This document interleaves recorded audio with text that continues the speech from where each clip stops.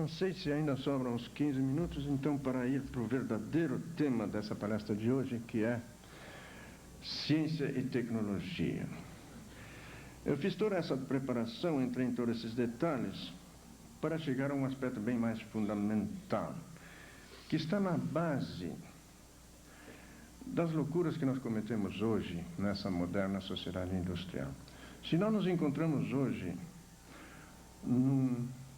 numa corrida suicida, eu acho que eu não estou dizendo nada de exagerado, toda pessoa inteligente sabe disso, é porque nós temos toda uma filosofia absurda. A moderna sociedade industrial, e especialmente a sua última forma, a forma de sociedade de consumo, como ela é chamada, ela é também um movimento altamente ideológico. Assim como tem esses paradigmas que regem tecnologias individuais, como eu mencionei até agora, a própria sociedade industrial se baseia numa visão absurda das coisas. Nós olhamos hoje o planeta e parece que vemos apenas um amontoado de recursos a serem explorados, esbanjados da maneira mais rápida, nós dizemos mais eficiente possível. Veja agora, nosso governo descobriu que certas montanhas lá no sul do Pará são ricas em determinados minérios. Então a única coisa importante que nós temos que fazer é montar um projeto Carajás para demolir aquelas montanhas da maneira mais rápida possível, transformar aqueles minérios em divisas. Vamos, inclusive, se esse projeto se realizar, vamos derrubar anualmente 1 milhão de hectares de floresta para fazer carvão vegetal, com o qual vamos então fazer ferro-gusa para exportação. A sociedade industrial moderna se baseia numa filosofia que tem axiomas que estão em oposição diametral com as leis da vida. Isso já começa na maneira como nós praticamos e concebemos ciência. Para a grande maioria das pessoas hoje, ciência e tecnologia são sinônimos, não é? Se vocês pegarem uma revista como Scientific American, como a revista francesa Science et Vie, como Atom, eu tenho aqui na minha pasta 2 exemplares da revista Ciência Hoje, um pouco menos, mas também. Ou se vocês abrirem uma revista como Time ou Newsweek, e olhem ali o capítulo Science, Ciência, só aparece tecnologia. Eles falam de naves espaciais, de outras coisas, mas sempre falam de tecnologia, mas dizem ciência. Já certas revistas científicas alemãs, como Bild der Wissenschaft, que é uma das melhores, e a revista britânica New Scientist, já tem uma visão um pouco diferente. Mas na cabeça da maioria das pessoas, ciência e tecnologia são a mesma coisa. Ou quase a mesma coisa. No entanto, são coisas bem diferentes. Qual é realmente a diferença entre ciência e tecnologia? Eu vou usar uma imagem de novo. Eu vejo a diferença entre ciência e tecnologia, ou melhor, eu vou descrever o verdadeiro cientista, agora definido em termos filosóficos. 99% das pessoas que se dizem cientistas não são cientistas hoje. São tecnólogos. Estão aí desenvolvendo tecnologias. Cientistas ainda houve alguns no passado recente. O Einstein foi cientista, o Heisenberg, o Niels Bohr, toda essa gente que desenvolveu, que fez o edifício, desenvolveu o edifício da física moderna. Já os caras que estão hoje em CERN fazendo aqueles aceleradores não são mais cientistas. Quando eles fazem aqueles ensaios de aceleração de partículas, levam eles a 50 gigavolt para colidirem com outras partículas, eles vivem dizendo, olha, isso que nós estamos fazendo aí está certo, isso é ciência fundamental, mas mais cedo ou mais tarde vai levar a resultados concretos, vai nos levar a novas tecnologias. Assim eles justificam o trabalho deles. Não pela simples procura de conhecimento. O verdadeiro cientista, na acepção filosófica da palavra, é uma pessoa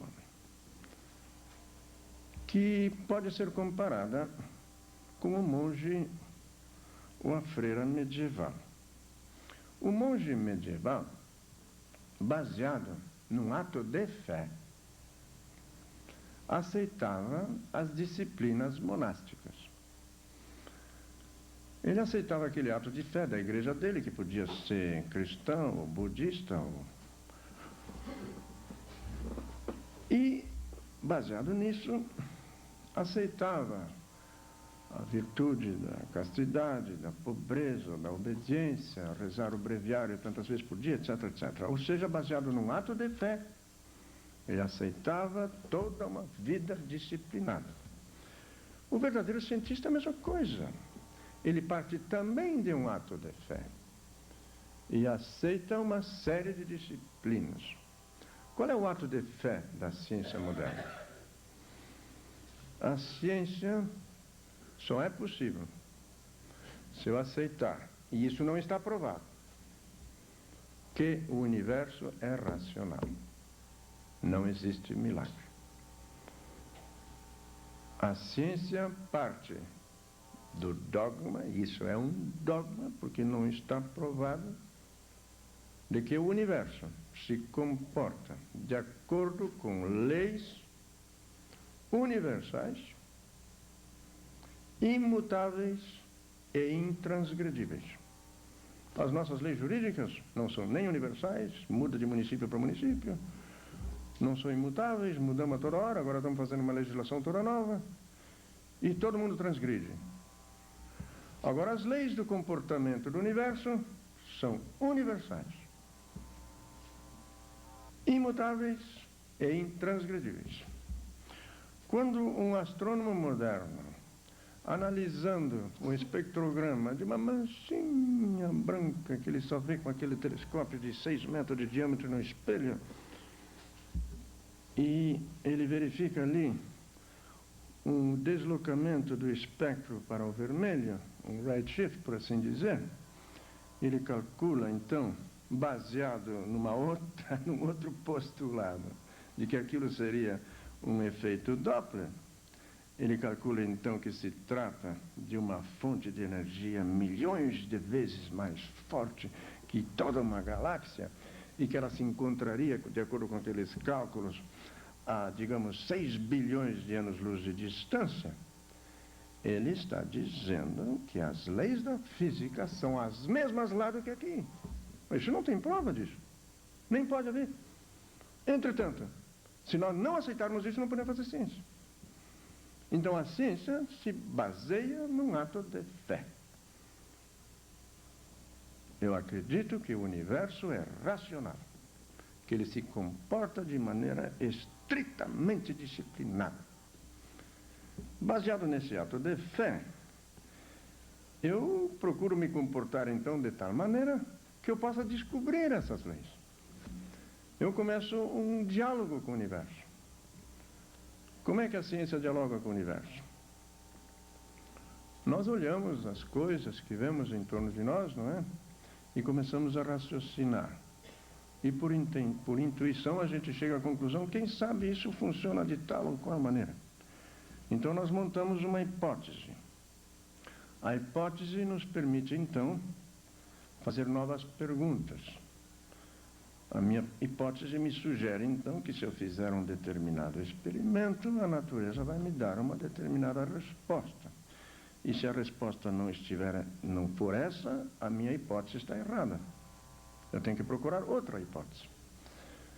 Isso é muito importante, porque, então, também uma hipótese errada, uma hipótese que a natureza comprovou estar errada, é uma hipótese boa, é um bom instrumento de trabalho na ciência, porque ela me diz, não, nessa direção aqui não precisa perder mais tempo, vamos pegar outra.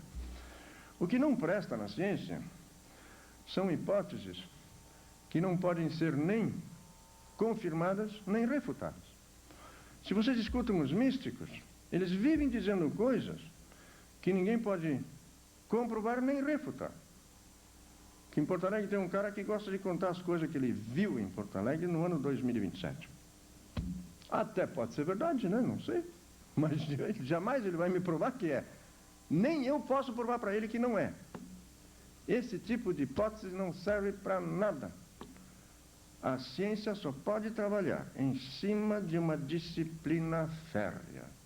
O cientista é uma pessoa que tem que ser sempre cética consigo mesmo. Ele tem que estar preparado a cada instante a abandonar as suas ideias mais queridas. Eu posso ter levado uma vida inteira acreditando numa determinada coisa, tudo me dava a impressão que estava certo. Agora eu faço um experimento novo que me mostra que está errado. Eu tenho que estar disposto, naquele mesmo momento, mudar de opinião. Quer dizer que a ciência parte de uma atitude de humildade. A pessoa tem que ser humilde. Se vocês lerem as obras dos verdadeiros cientistas, se vocês lerem as obras, não os trabalhos científicos, mas os trabalhos filosóficos do Einstein, vocês encontram ali uma pessoa de uma humildade, uma coisa incrível. Mas se vocês escutam os tecnocratas atuais, são de uma arrogância violenta, e quem discorda com eles é violentamente atacado. Então o verdadeiro cientista é uma pessoa humilde, uma pessoa em posição contemplativa, que quer compreender o universo. Além disso, aquele ato de fé inicial não somente diz que o universo é racional, ele também diz que o universo é bonito, é lindo. Os grandes físicos estão à procura de fórmulas lindas, elegantes. Quando Einstein fez aquela fórmula E igual a mc ao quadrado, e depois passou o resto da vida dele procurando a fórmula unificadora do universo, que ele não encontrou, que depois o Heisenberg passou até o fim da vida dele, em 60 e pouco, não sei, procurando, não achou. Agora, aquela pessoa incrível, outro cara de uma... Ele chora, não sei se vocês viram no jornal, foi divulgado recentemente o britânico Hawkins, um homem multiparaplégico, só tem um dedo que ele mexe. E com esse dedo ele mexe em um botãozinho de um computador, e com esse computador ele conversa com o mundo. Esse homem está muito próximo de descobrir essa forma, esperemos que encontre. Ele está procurando beleza, elegância. O universo é belo. E por isso que ciência é uma coisa totalmente diferente daquilo que hoje a maioria das pessoas diz que é. Aqueles que hoje se dizem cientistas, a maioria deles está procurando fazer instrumentos para impor vontades. Isso é outra coisa, isso é impositivo. Ciência é contemplativo. Ciência, eu gostaria de definir assim. É a contemplação da divina beleza do universo. E de propósito eu coloco ali a palavra divina. Eu não acredito num criador pessoal, nem numa vida depois da morte. Mas o universo é divino, é uma coisa linda. E ciência é a procura da compreensão e da contemplação dessa beleza. Agora o tecnocrata faz uma coisa bem diferente. Ele se baseia nos conhecimentos que a ciência arrancou ao universo para fazer instrumentos. Um instrumento é sempre um ato político, porque ele significa mexer com as coisas, impor vontade. Pode ser bom, pode ser ruim, não importa. Mas é impositivo. Ciência é contemplativa. Tecnologia é impositiva. Eu quero mudar o mundo, quero impor a minha vontade. Vamos usar uma imagem e vamos terminar por aí. Digamos que um verdadeiro cientista, um naturalista como era o Rambo, como era o meu professor Alary Schultz, se encontra diante do Pão de Açúcar, no Rio de Janeiro. Especialmente se foi 2 ou 3 décadas atrás, quando ele estava muito mais intacto ainda, quando não tinha sido destruído pelas queimadas como foi ultimamente. O verdadeiro naturalista, olhando para aquela montanha, começa a pensar e a raciocinar. Ele vê aquele monolito de gneiss com apenas uma fenda de um lado e inteiro do outro. Então, inevitavelmente, ele tem que começar a raciocinar sobre a evolução geológica naquela montanha. Ele vai se dar conta que aquilo é o último resíduo de uma gigantesca cadeia de montanhas que existiu ali, uns 600 milhões de anos atrás, quando o continente americano ainda caminhava na direção oposta. Mas aí ele vai ter que ir muito mais para trás ainda. Ele vai ter que ir até a formação da Terra, a coagulação do sistema solar. E se ele entender um pouco de geologia, ele vai se dar conta que esse também não era o começo, nem podia ser, que o fato de nós termos aqui no nosso planeta, e termos nos planetas vizinhos, em Marte, em Vênus, nos outros já nem se sabe, mas nos asteroides nós temos aqui os elementos pesados, do ferro para diante, que não poderiam ter se formado no nosso Sol. Então ele chega à conclusão que quando a nossa Terra, quando o nosso sistema solar se fez, quando ele se coagulou, que ela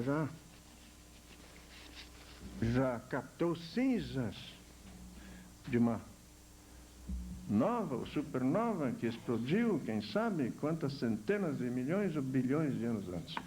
Quanto mais ele pensa nisso, mais ele tem que se admirar, mais ele chega àquela pergunta básica da origem do universo, ele fica cada vez mais extasiado diante de tanto mistério. E se ele olhar a capa verde, aquelas epílitas que tem ali em cima, naquele morro, naquela montanha, aí ele fica mais maravilhado ainda, ele tem que entrar na história da evolução orgânica, da vida, uma coisa tão incrivelmente bela e fascinante que pode dedicar uma vida inteira nessa coisa. E quanto mais ele vê essas belezas, mais ele ama aquela montanha, mais ele quer mantê-la como ela está. Agora o tecnocrata olha para aquela montanha e pergunta: o que posso fazer com ela? Quem sabe qual é o minério que ela tem? Quem sabe se eu demolir essa montanha, quanto dinheiro eu vou fazer? Quem sabe demolir a montanha, enchendo a Bahia? Quantos milhões eu vou ganhar na especulação imobiliária? Ambas são atitudes emotivas, altamente emotivas, porém contrárias. Por isso os tecnocratas gostam de dizer que ciência é neutra, que ciência nada tem a ver com moral, com ética, com emoções. E que ciência e tecnologia são idênticas. Então, se nós aceitarmos isso, eles nos impõem as suas tecnologias e nos fazem crer que elas são inevitáveis, que aquilo é um desenvolvimento implacável do espírito humano, que nós temos que aceitar tudo que eles nos impõem.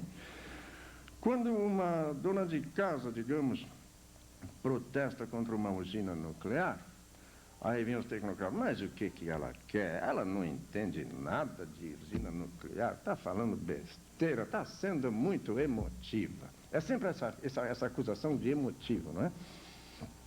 E eles continuam dizendo: pois é, mas essas coisas têm que ser discutidas em grêmios de peritos altamente capacitados, sem emoção. Vocês podem ver muito bem que muito daquilo que nos é hoje apresentado como progresso implacável, como resultado implacável do desenvolvimento do espírito humano, pode basear-se sim na ciência, se baseia em conhecimentos científicos, mas se trata de instrumentos que foram feitos para alguns para impor a vontade deles. E é isso que eu pretendo dizer quando eu insisto em que nós precisamos de uma crítica política da tecnologia. E eu vou terminar aqui apenas deixando um apelo a meus colegas jovens e jovens de espírito agrônomos. O agrônomo está em contato, lida diretamente com a natureza. Claro, dentro de uma visão tecnológica.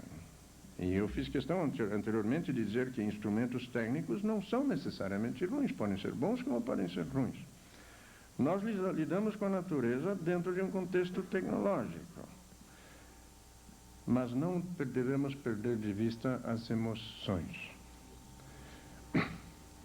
o amor, a reverência. Muito obrigado.